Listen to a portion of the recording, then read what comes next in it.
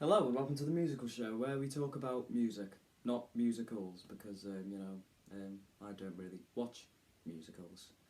But yeah, before we start off with the premise of this first ever episode, I'll give you a little introduction to how the series is going to go when it comes in 2023, like officially. So, let us begin. It'll come out every Friday at 7, and we just talk about the new music that is released, like the new albums released, the new singles released, and then we look at the previous week's music and see if any of it's any good, and give it a little quick review. But for this episode, we'll go through all of 2022, and I'm picking out my best and worst albums of the year, best songs of the year. I'm not going to ask with worst songs of the year, because the ones I really didn't like I've mostly forgotten about. And also look at the most disappointing album of the year in my eyes. If I'm looking down, it's because I'm reading this off my phone. Soz. Can't do much about it. I've written a lot. Right. Oh, did I delete that playlist? That's annoying. I had like a playlist full of like songs that were terrible as well. Oh, there it is. Some of the worst songs of the year are Sad Clown from that Panic at the Disco album, The Garden of Eden by Weezer, Fallen Back by Drake off Honestly Nevermind, Emo Girl by Machine Gun Kelly, Bad Life by Sigrid with Bring Me the Horizon, and The King and I by Eminem featuring CeeLo Green I really didn't like, and Badass Bitches by Wiz Khalifa. Those are a few examples of the songs I really did not like from this year. Never Hatin' featuring Young Thug by Lil Baby as well was also terrible. Those are a few examples like scattered of the worst songs of the year because I'm not doing like a proper bit on them. But yeah, let's begin. Top 10 albums of the year. There's a little intro up there. Right. At number 10, with a score of 9.6 out of 10, that's just how I do it. I like do the score in decimals out of 10, like say 3.2 out of 10 for like a really bad album. But yeah, number 10 is Red Velvet. Learn to swim.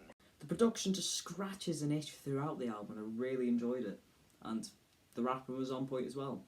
The vocals in some parts were on point, and I'd like to pick out, while it was short, it was only like 1.5 minutes long, Morphine the Ways is one of my favourite songs of the album, because lyrically it is fantastic. And yeah, it was good enough to be a top 10 album this year. And at number 9, Arctic Monkeys, The Car. I really enjoyed it. It might possibly be my favourite Arctic Monkeys album, but I do get why it's not for everyone, and yes, it is a bit samey in parts, but those songs that sound samey go off in their little directions later on anyway, and they still hold up pretty well, and they still have Body Paint and Sculptures Where Anything Goes, two absolute masterpieces, Body Paint being one of the best songs of the year. Incredible song, and there's just a few songs that really stop it from being a 10. It's a 9.7, it should say the rating on the album cover, which is over there somewhere, and yeah. It's always a bit of a shame about Arctic Monkeys. They always have a few songs every single album that sound a bit samey. And at number 8 is the constantly acclaimed by pretty much everyone, JID, The Forever Story. Another 9.7 album, just a few songs again, like that Lil Durk feature on Brother Them wasn't very good, but surround sound was fantastic. The 21 Savage feature and Baby Tate little cameo were brilliant. The beat switch towards the end of the song was absolutely fantastic. Dance Now was an incredible song, an absolute banger, lyrically fantastic, technically fantastic in terms of the rapping, although, to be honest, I can't tell which is JID and which is Kenny Mason because they have such similar flows. But yeah, still, brilliant song. And yeah, vocals in, say, Cody Blue 31 were fantastic. So yeah, it was so near perfect in pretty much every single way, this album. Brilliant. And number 7 Little Sims, no thank you. The surprise album she released, I think, like this Tuesday. So typical of Little Sims, just to drop a masterpiece suddenly. A surprise drop, and a really good surprise. Lyrically, brilliant. Production wise, really good. And again, it's only a few songs that are a bit maybe cringe, like always, because I feel like many rap songs start in the same way as said song, and it just makes me cringe a bit because of how ununique it is, because I do value uniqueness a lot, which for the most part Little Sims does adhere to. That's why she's on this list with a 9.8 out of 10 album. As I said, the scores should be in the corner if I don't mention them. And yeah, there are just a few bits that are repetitive and uninteresting, like 5-second, 10-second bits of the song that stop them from being a 10. Because how I judge an album, for it to be a 10, I can get away with one song being not perfect and another song being close to perfect, or two songs being very close to perfect, because then they don't really take away that much from the album at all, do they? But if there's more than 3 non-perfect ones, I don't give them a 10. And there were 3 with like 10-second bits where it was just a bit that stops those songs from being a 10 and ultimately the album being a 10. That's just how I do with them. That's what it's like for pretty much the other ones on the list. Apart from Red Veil's album, there were quite a few non-perfect songs in that. And at number 6 is Lupe Fiasco with Drill Music in Zion. He's still going, and he's still going well. Lyrically, brilliant album. Rappers Die Too Much, that's it, that's the verse off on Fox Nem, which is an incredible closer, by the way. Just short and sweet. Well, not so sweet in the way it's not a sweet bar, if you know what I mean, but sweet in the way that it's a fantastic line. But it's not drill, it's full of sax. Reminds me a bit of that Logic album, Vinyl Days, that he made this year. But it's far better. And there were just, again, a few songs that just weren't perfect and were fairly far from it. Like, I wasn't a big fan of Precious Things. But, right. At number 5, our first 10 out of 10 album, that last album was a 9.8, as I said, the score should be in the corner, is Jockstrap, I Love You, Jennifer B. I love you, Jennifer B. That sounds a lot better in my head. But yeah, a experimental pop masterpiece with some absolutely fantastic songs. Also, the chorus in Neon is just clear of almost everything I've heard of music this year. It is so good. And yeah, it was gimmicky in a good way. Like, think hyperpop, think Sophie. Hyperpop's gimmicky, but it still sounds good. But just think of experimental pop with a lot of the gimmickiness of hyperpop in an experimental pop fashion, if you know what I mean. And that's basically Jockstrap's I Love You, Jennifer B. But yeah, it just blew me away, really. Fantastic from start to finish. In terms of production, in terms of vocals, in terms of everything. It was a perfect album for God's sake. At number 4, we have got Bjork with Fosora. She doesn't miss. This album did polarise a lot of listeners. Anthony Fantano somehow gave it a 5, which is a joke, by the way. I think it's a 10, personally. Obviously, every album from here on in is a 10. She went a lot more experimental, and for me it worked. For some it didn't, and I get it if it's not for you. But, yeah. Fosora is somehow one of, like, the best songs I've heard this year, despite how weird it is. It's an acquired taste. You'll get what I mean if you listen to the song. You might not get the song, but you'll get what I mean. But, yeah, I just think this album really worked. At number 3 is Quadeca with I Didn't Mean to Haunt You. An experimental hip-hop singer-songwriter project made by a YouTube artist who dissed KSI. It was also a concept album of Quadeca's ghost talking to him after he committed suicide. And it somehow works so well. The production, which I have to give a lot of Quadeca, which I have to give a lot of credit to Quadeca for, given it was just him himself who did the production, was absolutely stunning. And he somehow got Danny Brown on this, and Sunday Service Choir. And yes, it worked perfectly. Tell Me a Joke, absolutely incredible song. The song he did with Danny Brown, House Settling, really good song. Fantasy World, incredible song. Born Yesterday, pretty much every song on this album is incredible. Blew me away, especially the second listen. I'd not been blown away by an album like that for a long time. And that's why it gets bronze position in Albums of the Year. And a 10 out of 10. And number 2 is Hellfire by Black Midi. And let's just say, it lives up to the name. It is an absolute hellfire. It's like post-punk on LSD, and it works really well. Again, a lot of the music on it is an acquired taste, but I've acquired the taste to enjoy it, so, you know. It's my opinion, and it's just my opinion. You might have, like, Renaissance in it, and with me, Renaissance was, like, top 50. It was still an 8, like, but, like, nowhere near this list. But yeah, post-punk on LSD. The song transitions were fantastic. The songs themselves were fantastic. Sugar Sue and Welcome to Hell in particular highlights. Welcome to Hell blew me away first. It's an absolutely incredible song. And yeah, musically, if you know anything about music, you cannot deny how good this album is. Because, yeah, it's ridiculous musically, an absolutely fantastic album. And for me it works. And also still sounds like something out of SpongeBob. And it still, pun not intended, genuinely. And it still sounds amazing. So yeah, Hellfire at number 2. But at number 1, answer up there, Black Country New Road. What can I say about this album that hasn't already been said by numerous critics? One of the most acclaimed albums of this year, for good reason. An incredible album start to finish. From, in terms of music, for me, Isaac Spud's vocals I found enjoyable. It took me a while to get into them. I didn't like this album on first listen, but eventually it became one of my favourite albums of all time. But, yeah. The passion in them, just the utter melancholy in them, and the melancholy in, like, the instrumentals and the lyrics in a lot of the album, in, say, like Concord or The Place Where I Inserted the Blade, were fantastic.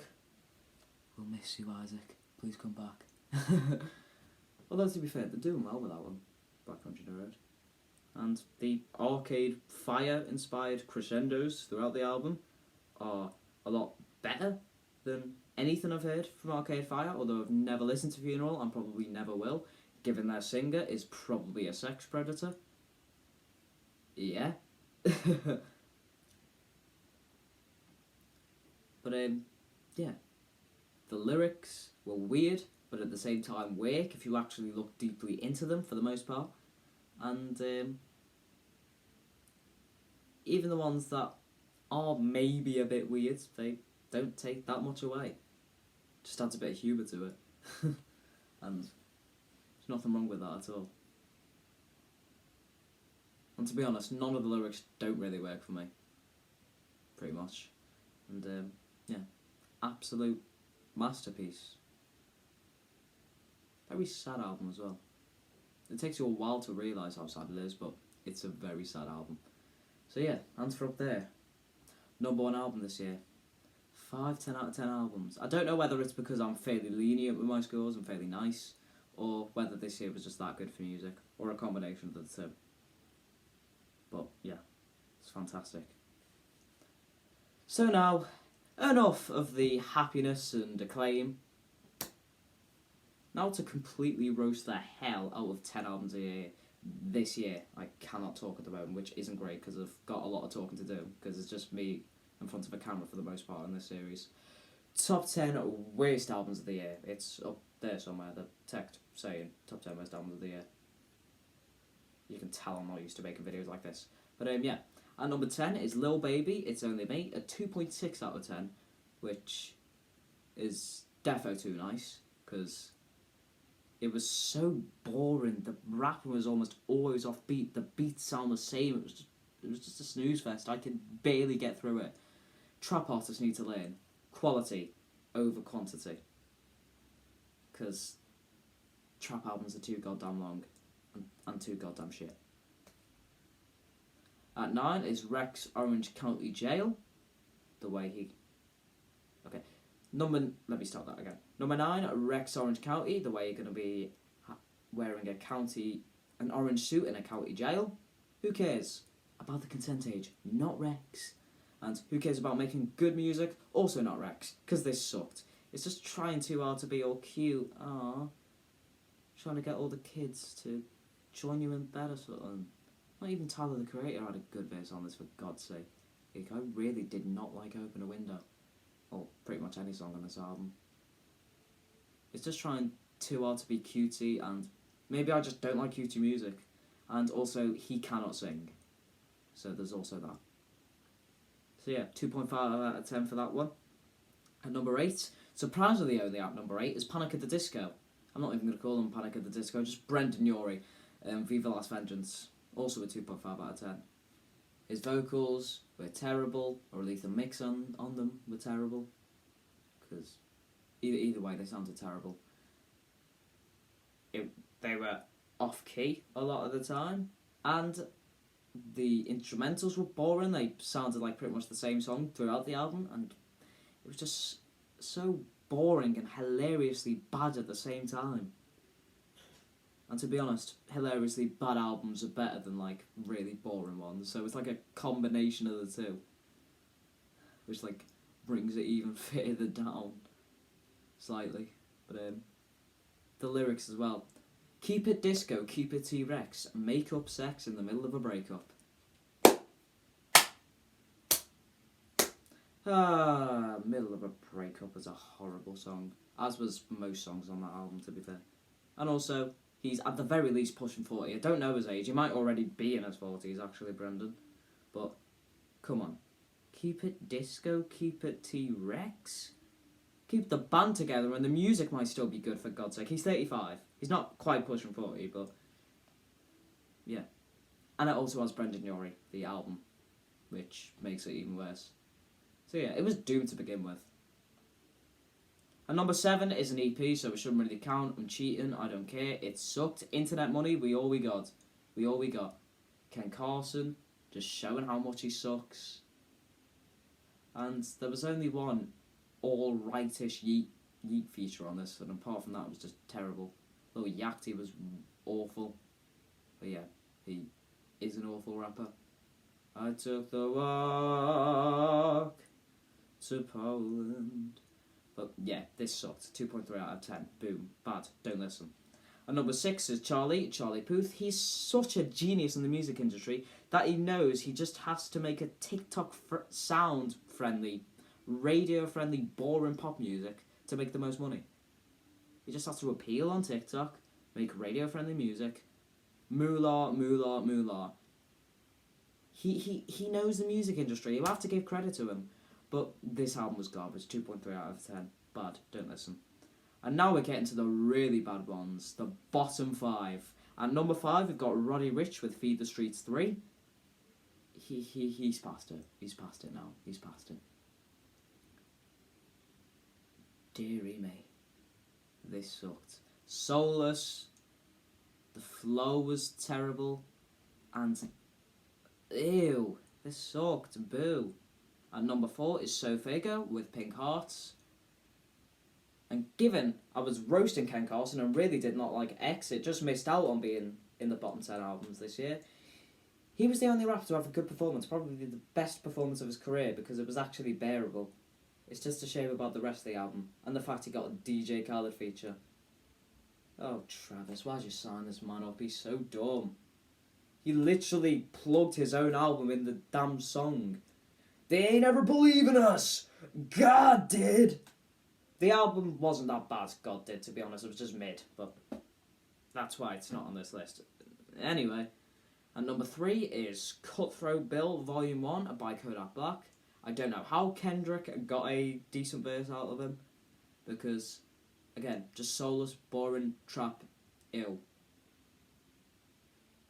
How did Kendrick get a good verse out of the same man who said, I'm the shit, I'm farting, I don't even know how to potty, and absolutely ruined what would have been a Boogie with the Hoodie's best song by far, because the rest of his discography sucks ass, Drowning. And at number 2 is a Boogie with the Hoodie, with Me versus Myself. It didn't even start off that badly. It was looking more like a 3 or a 4, and well off this list. But still sucking ass, because it's a Boogie and he sucks ass. But it just turned bad from like song 4 until the end, aside from like maybe one or two okay-ish songs. Boring, predictable, trash in terms of rapping performance as well, and ew. And before we get to number 1, I'd like to mention I need to re-listen to Mainstream Sellout to figure out how bad it is. So, I haven't listened to Elevation by the Black Eyed Peas, or that R. Kelly album. That probably isn't even R. Kelly anyway. And I refuse to listen to that R. Kelly album. But, and number 1 is an absolute pile of shit. Not a single good song on. I totally did not steal that from Boardman's Not Good, who stole that from Robert Christgau's whatever the rating was. But yeah, and number 1 is Set It Off with Elsewhere. Set It Off Elsewhere. Ooh. I might have been a bit harsh, but I don't know. The production, the everything, the mixing, the lyrics, just everything about this album was horrific. Just a massive fuck up. Although they do seem like cool guys. And maybe it's just because of how bad pop punk is in the mainstream music scene that I'm hating on it so much. So yeah, those are the bottom 10 albums of the year. So now, let's move on to Song of the Year. Right. We'll start off with a couple of honourable mentions, like This Is What I Mean, Stormzy. Maybe the lyric, I think, on Kanye mixed with Donny Hathaway didn't really age well, because it started like in Hitler a few days after that was released. Even though he'd probably liked Hitler for years and just didn't say it. And then went on Alex Jones, was so intrigued by his degeneracy, and so desperate just to say, I like Hitler. But the harsh beat, the features, the everything was fantastic pretty much in this. And if you take the lyric at face value, it's just about Kanye as a rapper and not as a person. It's about Kanye, not Ye, basically. But yeah. Another honourable mention is Concord off Black Country New Roads' new album. Incredible lyrics, incredible musically, incredible vocally, incredible in every single way. And they mastered the song ending, because the end of that song was a masterpiece. And About You, the 1975, is a fantastic song. Either the lyrics were actually decent, or were covered up by an incredible instrumental, which wouldn't work all the time, but worked so well with this song. And then that verse from some indie artist called Carly was absolutely incredible. It's not Carly Rae Jepsen, by the way. just in case you were thinking about her. But yeah, usually the mixing would have worked, but it worked so well with this song for some reason. Masterpiece. Love it to bits. And the place where I inserted the blade, this is like a sort of top 5, this is number 2. But I'm just calling it honourable mentions because I know for a fact I've forgotten a few songs. A 7-minute masterpiece, that's quite simple musically for Black Country New Road, but the chorus just makes it an absolute masterpiece. And at number 1, Basketball Shoes. Probably one of my favourite songs of all time. 12.5 minutes, 3 acts, somehow completely different, yet so cohesive together, thanks to the little interludes in between. And yeah, and the end of the song is probably one of the best moments of music of all time. And also, I'm going to go back to Hellfire now that we're talking about the best moments in music, because the transitions between songs in that album were incredible. And also might as well mention the transition between On Time and Superhero off Metro Boomin's new album, and Metro Spider, and that interlude with Future and Don Toliver that I've forgotten the name of. It's like called like I Can't Save You or something. But yeah, some of the transitions in that album were by far the best in hip hop this year. But I do only think that album was a 7, so you know. Right, we'll have a lot more in-depth album reviews of like various albums, so you'll see a lot more unique ratings instead of me just talking about like the really good and the really bad ones. I'm not really going to delve into the middle from this year pretty much at all. We'll just move on to next year. We'll delve into the middle of that. And you'll understand when we start making the show in that way. But the most disappointed album this year, not even close, it was Carly Rae Jepsen's The Loneliest Time. The aforementioned because some might have thought about her when I was talking about that Carly person in About You by the 1975. But the vocals just sounded really fake. The pop was just boring and nothing really unique. It feels like everything Carly Rae Jepsen has done, and also 10 times worse than how she does it usually. How did she make Runaway with Me?